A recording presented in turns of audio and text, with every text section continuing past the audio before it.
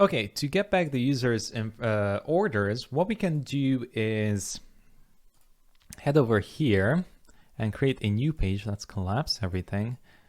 There we go. And go over to pages and create a new one called profile.js. And what we're going to do here is do a import use router from next router so we can log in the user if they want to. And then we're going to say const stripe is equal to require stripe. And then here in the second one, we're going to do backticks process.env.next public stripe secret key, like that. Next up, what we're going to do is import something called with page off required. And this basically lets us secure a page and not give access to anyone unless they are authenticated. And the second one is going to be get session. All right, that's going to give us back the user. Make sure this is lowercase actually, get session, like that. Cool. We're going to import styled from styled components, and that's it. So to get that, we're going to do it on the backend first, on the server. So we're going to say export const get server side props. And what we can do is actually secure this with this with page off required. And we can add an object in here and do async get server side props. This is in the docs, so you can just copy paste this over it, but we can literally just secure it like that. If you would just want to secure a normal page, you can literally do export const. Let's say we have, I don't know, just a random page like premium content, like that, right? So just a normal function. What you can do is literally append this with page off required and just wrap this around like that. It's in the docs like that. And that's it. And then your page is going to be secured. So what I want to do is basically pull out the user here. So the way we can do that is say const session.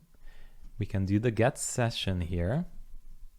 And we can pass in the CTX request here and CTX response. Okay. So this context is going to give us the access to the user. And then the same, we can pull out the Stripe ID, which is going to be session.user, and backticks here we can do process.env.base URL / Stripe customer ID, like that. Okay, perfect. And then to actually fetch the payments, we can do payment intents is equal to await stripe dot payment intents dot list, and you can get back the list right here. You just need to pass in the customer with the Stripe ID, like that. And then we can return this in props. So we can head here and say return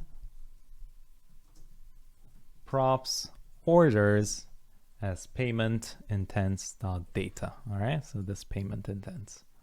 And that's it. That's our server-side logic to get back all the different payments that this specific customer made. Then we can do export default function and just make a profile. And since we are passing this down here in props, we also have access to the user. So user and orders. All right, by default, if we do with page off required, it's going to send us back the user as well. So in here, we can do const route is equal to use router. Cool. And then return. And let's say if the user exists and then we want to return back a div. Let's rename this to React. Let's add a div with a h2 of user.name. Whoops. with a p tag of user.email. And then in here, we can add another div where we loop over these orders. So we can say orders.map. We have access to each order. And here we can return just a div like that with a h1, and we can do order number, and that's going to be in order.id. If you console log out these orders, you can see it. And the h2 also, we can do the order.amount. And there's a couple more informations here that you can pull out if you want to see. And finally, we can also add a div here and say h1, or we can actually just do it all in one line here. h2 receipt email, we can send it to order.receipt email. Okay, and that's it. And finally, maybe down here at the bottom,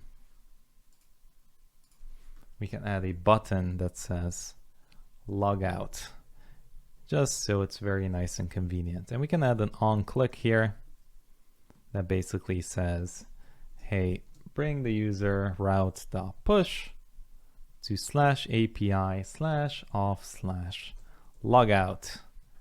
And that's it. Super cool. So now I'm going to paste in a bit of styling here at the bottom. I'm going to say order. It's going to be a style div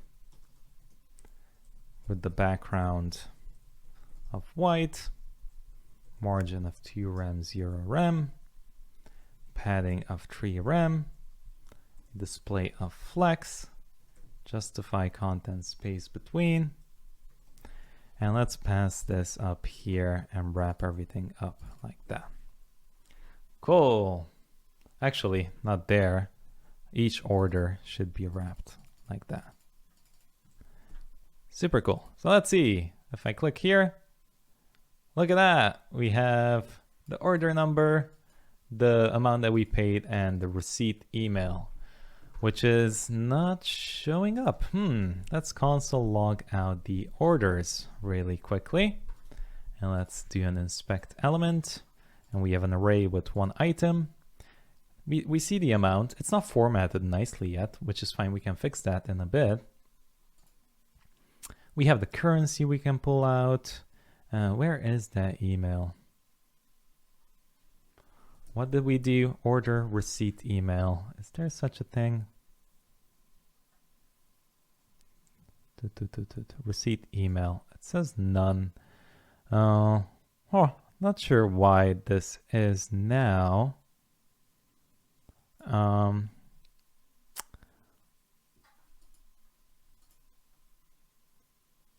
We have our email here.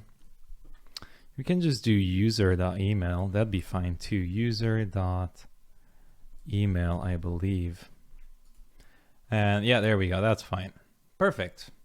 So now we can style this up a little bit. Make this a bit smaller. We can do H1, font size, 1 rem. There we go. And then here we can add amount.